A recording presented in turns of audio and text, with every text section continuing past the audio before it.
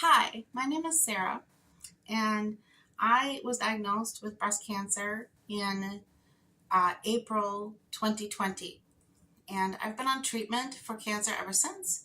And today I would like to try to explain why my insurance has been denying my cancer treatment claims. So let me start out by saying that I was on targeted therapy up until this past November. And then one of the lesions on my spine started growing while I was on treatment, and they decided that because of that, the treatment was no longer working. So they took me off of targeted therapy, and the intention was to put me on an oral chemotherapy called Capecitabine, which is, the brand name is Xeloda. I'm just getting used to this. Bear with me here. Okay, so my doctor is prescribing 3,000 milligrams a day, 7 days on, 7 days off. That's the cycle. And the insurance company has an older way of doing things, I guess, is what I've been told. They wanted me to be on 1,000 to 1,250 milligrams a day for 14 days on and then 7 days off. And that was that cycle, 21-day cycle. The way that they want me to do it has been done in the past, but it tends to make people a lot more sick. And the way that my doctor wants to prescribe it, patients tend to do really well. Their cancer responds well to the treatment, while there are fewer side effects because you're doing a bigger dose, but you're also getting more time off. So I have a feeling that whoever's reviewing my case at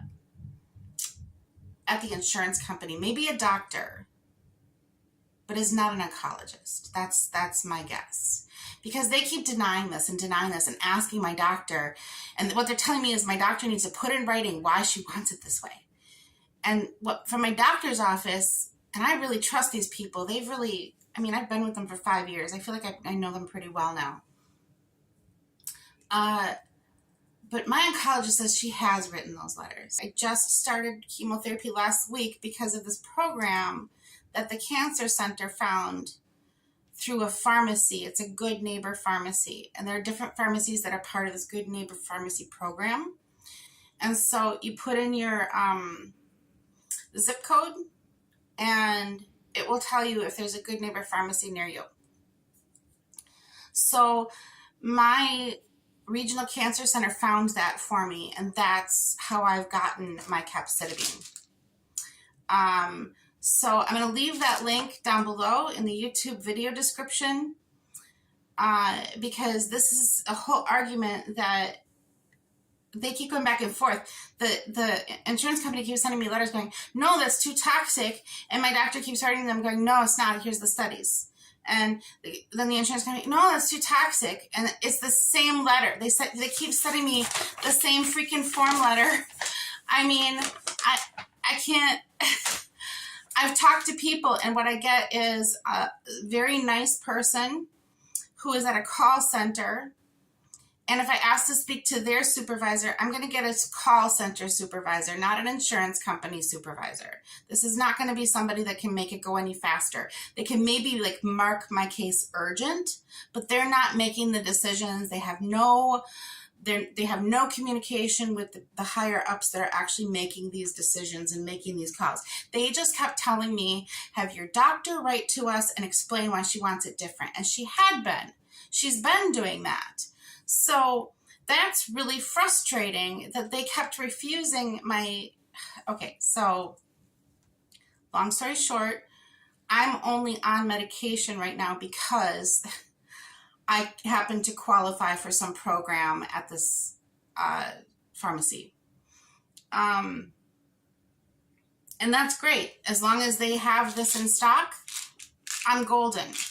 But that was a really scary 2 months. And in that 2 months, I had pain in my arm. And I had pain in my jaw and ear because of the different vertebrae in my spine where they have lesions.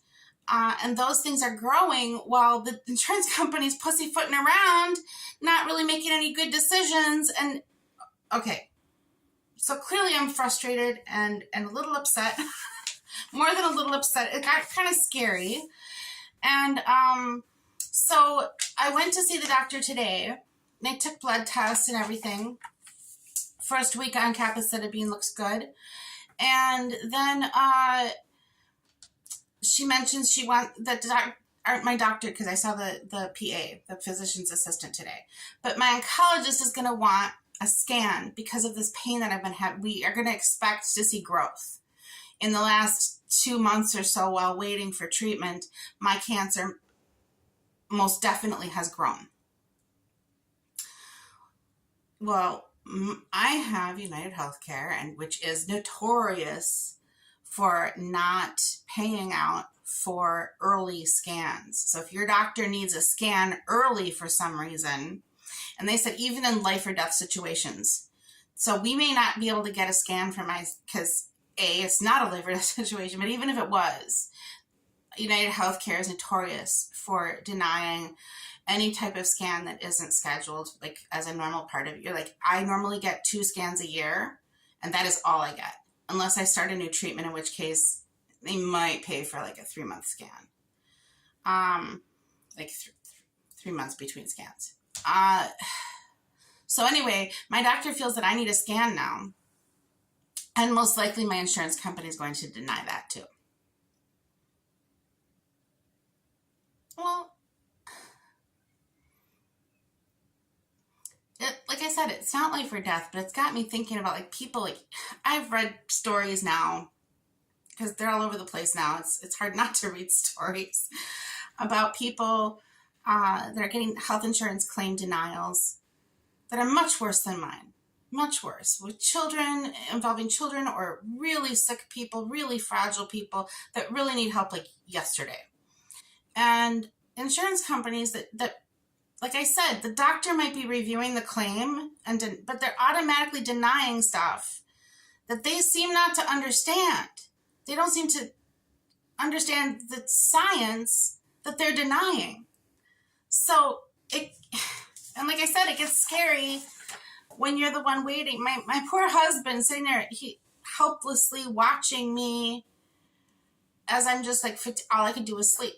In the meantime, we're still paying for this insurance that's not paying for my cancer treatment, and probably won't pay for the scan. Well, I don't mean to, like I said, I don't want to be just a downer here. I don't mean to depress anybody with my stories. The main point of this channel is like surviving, like getting through life with cancer, living with cancer. This, I don't feel like is very conducive to living with cancer. This is getting sick. This is going in the opposite direction. You want to be, when you're in treatment for a disease, you want to feel better, not worse. This is supposed to be this is meant to help me get, okay, so.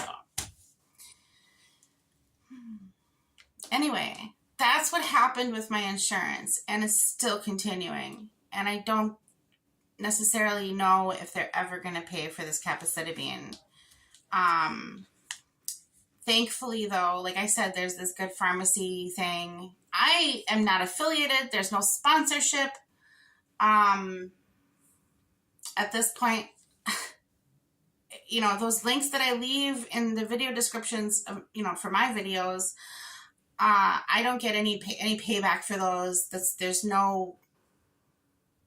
I just want to be able to help people find this resource if they need it and if it can help them. So I'm in Wisconsin. I'm not sure how many states Good Neighbor Pharmacies help, but if it can help you, and if you're in the situation where your pharmacy is denying you care, that might be another option. Another thought my mother-in-law has suggested, and I don't know, I should call the cancer center maybe and see if this is even worth looking into. But my mother-in-law and a couple of other people have asked if I've called my state representatives yet, like state legislators, to see if they can maybe pressure the insurance company. I don't don't know if that's even a thing, but I could try it. I don't know if that's going to help much. And I don't know. I mean, if you've ever heard of anything like that, I would love to hear from you in the comments. So yeah, I don't know what's going to happen next with as far as I'm concerned, this is the reason why, because this is so common that the insurance companies deny people so much that the regional cancer center where I get treated, and there's people that travel from all over the state. It's a regional cancer center. They employ a team of full-time social workers just to help people with this problem. To see if they qualify for programs and see if there's any pharmacies that will help with that type of medication. And because chemotherapy is just a blanket term for many, many, many drugs. Everybody gets a different kind of chemotherapy for different kinds of, like Capecitabine, I looked it up. They treat breast cancer and colorectal cancer with Capecitabine. So I don't know what else to say. It's a very frustrating topic, I guess. And like I said, I don't want to be I don't want to depress anybody here. That's not my case. That's not my cause. I genuinely just want to put my 2 cents in and help people. I do think that there's something politically very wrong in a system where even children can get denied care. I was told today that there's other people in life-threatening situations where a simple scan could solve so much, and the insurance companies are just like, nope, nope. Yeah, that's not right. That's frustrating. And it borders on political, which makes it even crazier that cancer care is politicized. And some of the things that I have to say about it are considered liberal because I believe that there should be a public option, especially for people that don't have money. And in some cases there are. Like if you don't, in my situation, because I have stage 4 cancer, if Jerry were to be if my household were not offered insurance, even if we have to pay for it, just because my household can get insurance that we do have to pay for, I don't qualify for the Badger Care here in Wisconsin unless we're like in between insurance companies or something like that where I can't get insurance any other way.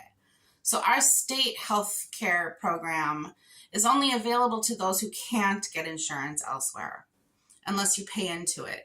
But we already pay for we pay for this insurance. This is something my husband works hard for.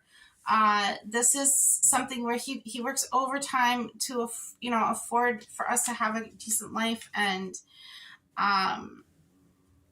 this is one of those things that's supposed to come with that. And they take money out of his paychecks, and it's not a little tiny bit when they take money out of his paychecks to pay for this. And it's supposed to cover our, vision, dental. We've got a pretty decent plan when it works, So, and in the United States, that's become kind of the new American dream, is to have insurance. Because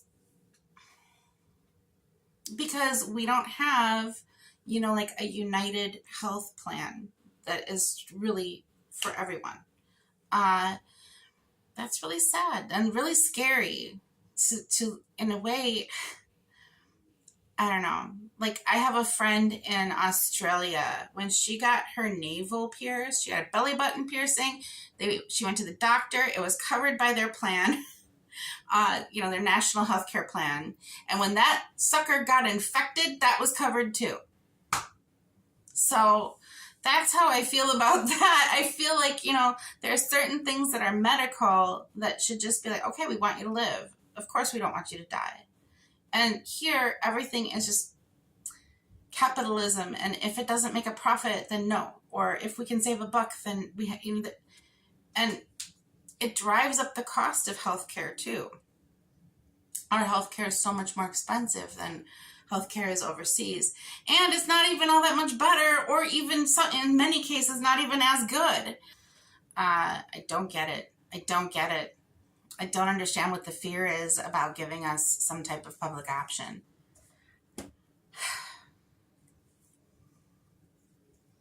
I don't know what to say. I got denied my insurance, and it's a scary freaking thing, and I hope it never happens to you, but if it does, there are some, good neighbor pharmacies, and I'll link to those below, and I'm really sorry if this depressed you. I promise that my next video will be a lot more happy. So, all right. Take care. Be kind to yourself and others. Love you lots. Thanks for watching. Bye.